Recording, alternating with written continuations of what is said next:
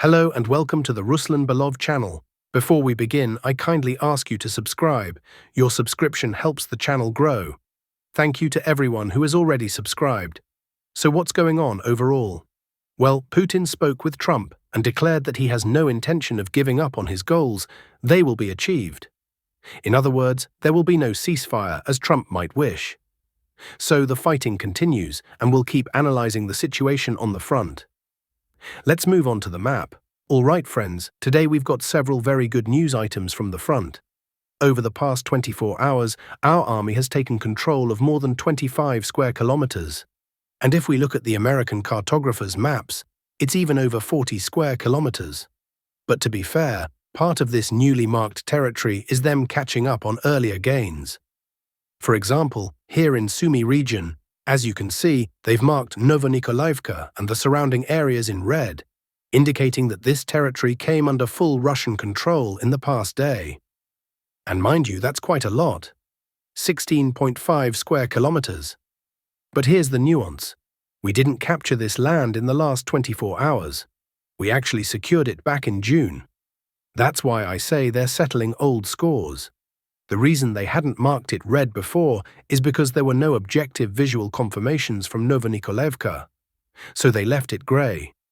But now the first footage has surfaced from the village, and they finally updated it. Honestly, that's the right approach. There are a lot of false reports, but when there's visual proof, it's clear that the army really has control. So what's the overall situation in Sumy region? After the Ukrainian armed forces pushed us out of Andreevka, they haven't had any further success. They've attempted counterattacks, but with no results. We haven't made much progress either. The fiercest fighting now is in Yunakovka. That village has become a new fortress for Zelensky. All their reserves are being thrown in there.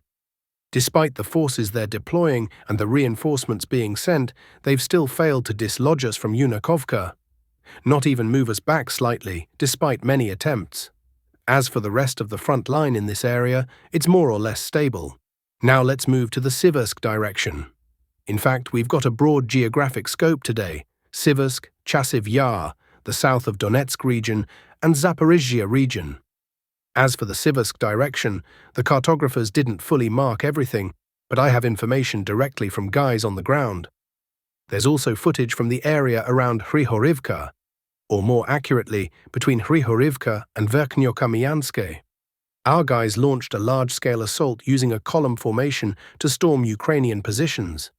Unfortunately, some of our soldiers were killed, some were wounded, and some equipment was lost. But the mission was accomplished. They advanced. Footage from the Ukrainian side surfaced, showing a drone filming the Russian column moving along a road toward a forested area. As they approach the tree line, Ukrainian forces strike. One vehicle is hit, infantry dismount from others, and Ukrainian fire continues to target the soldiers. Despite the shelling, our troops manage to take the tree line. The footage is tough to watch, just like the battles taking place there. But it's useful to understand the kind of grueling work they're doing. That might not seem like much, but this is the Siversk direction, one of the toughest sectors of the front. So an advance of 1 kilometer here is a major achievement. I've said this many times, but I'll repeat it. In all of last year, 2024, the front line in this area shifted by only 1.3 kilometers total. And now we moved a kilometer in just a day. Feel the difference? But what's even more encouraging is that we're seeing real progress in Chasiv Yar. And I mean significant progress.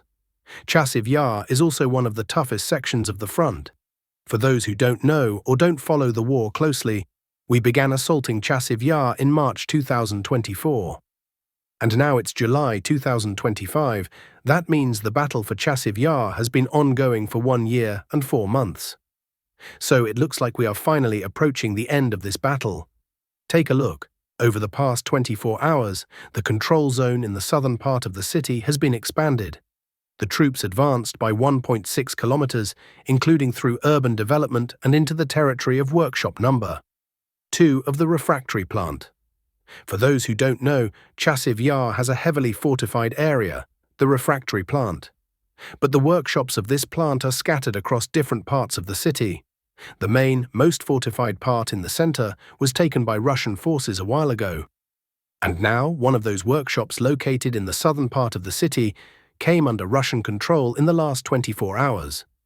The total area of the advance here over the past day was just over 2 square kilometers, a very good result for this section of the front. I've been making these reports since September of last year, and I can't recall a time when several square kilometers were taken in the Chasiv Yar area. Normally it's 300 meters, maybe 500 meters. In square kilometers, 0.5, 0.4, 0.6, but now 2 full square kilometers at once. And local fighters report that we can expect good news very soon from the Shevchenko residential district and the village of Nikolaevka. Nikolaevka, by the way, is a separate settlement. It's not part of Chasiv Yar. According to reports from the ground, the Ukrainian forces finally began to falter here. And frankly, it's not surprising. They're clearly running out of reserves and are constantly having to reshuffle their units to plug gaps. Under such conditions, even areas that held for years, like the Siversk direction, Chasiv Yar, or parts of Zaporizhzhia, are finally starting to collapse. Preliminarily, both Shevchenko and Novonikolaevka are now under our full control. But I always urge caution. Sometimes announcements are made, and later it turns out the information was inaccurate, or even completely wrong, like what happened with Torsky.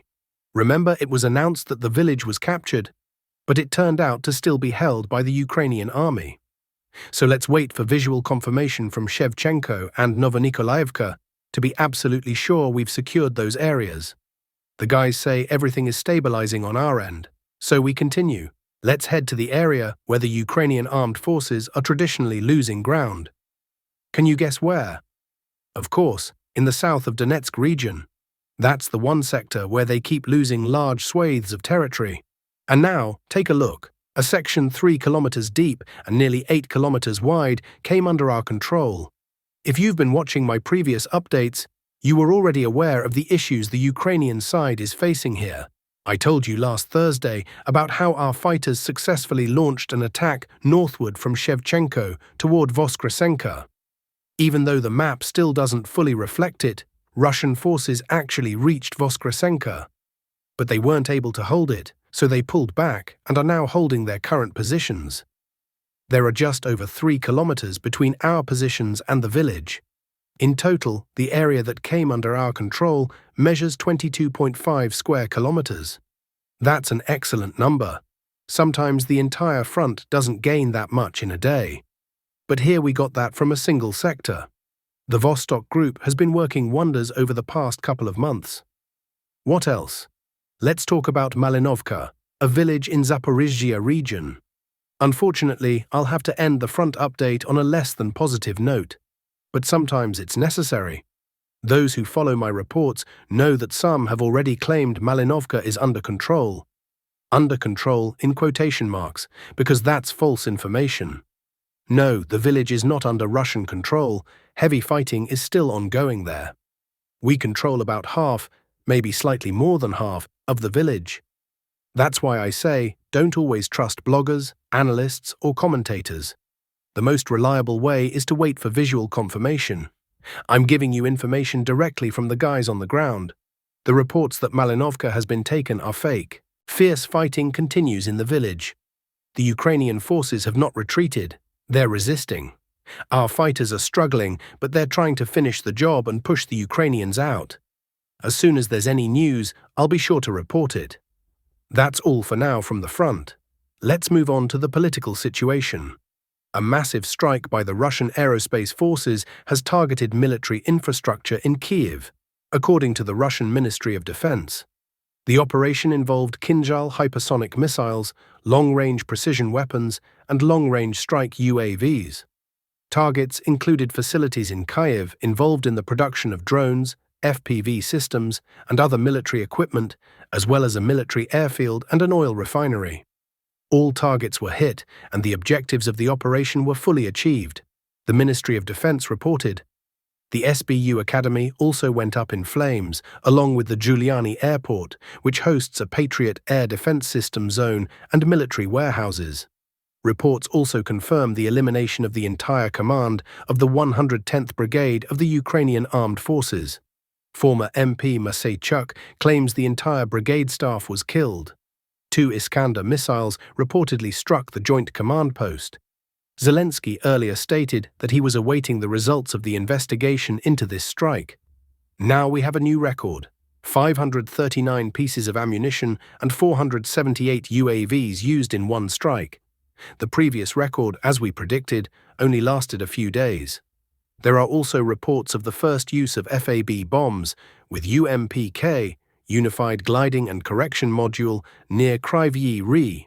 This means Russian tactical aviation, likely Su-34 or Su-35S, struck from a distance of 80 to 100 kilometers, staying out of dense air defense zones and avoiding direct risk. At this point, it can be stated that Ukrainian air defenses are overloaded. Patriot missile resources are limited, missile supply is unstable, and some systems have been redeployed to protect Kyiv and certain infrastructure. But even that doesn't help. This opens a window for air operations at medium range. If Ukraine does not strengthen the second-tier layered air defense system, all rear areas from Dnipro to Pavlohrad will be at risk of systematic strikes by heavy munitions. In such a case, the pressure from aviation could become the decisive factor. The US will not supply weapons to Ukraine due to a Pentagon ban, according to Republican Congresswoman Anna Paulina Luna. Zelensky banned the Orthodox Church. I can promise you there will be no military funding for you. Zelensky, start peace negotiations. We are not your piggy bank, she wrote on Twitter. Meanwhile, Trump spoke with Zelensky and said he was very disappointed after his conversation with Putin.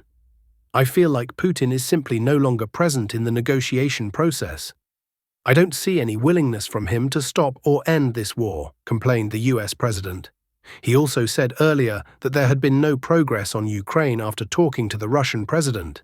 That's because the Kremlin essentially refused Trump's request for an immediate ceasefire in Ukraine. Meanwhile, Europe is on edge. According to Politico, White House Special Envoy Witkoff is pushing for the removal of energy sanctions on Russia. Thanks for watching, friends. Don't forget to like the video, subscribe to the channel, and share your thoughts in the comments. Stay informed, stay strong, and see you in the next report. Take care.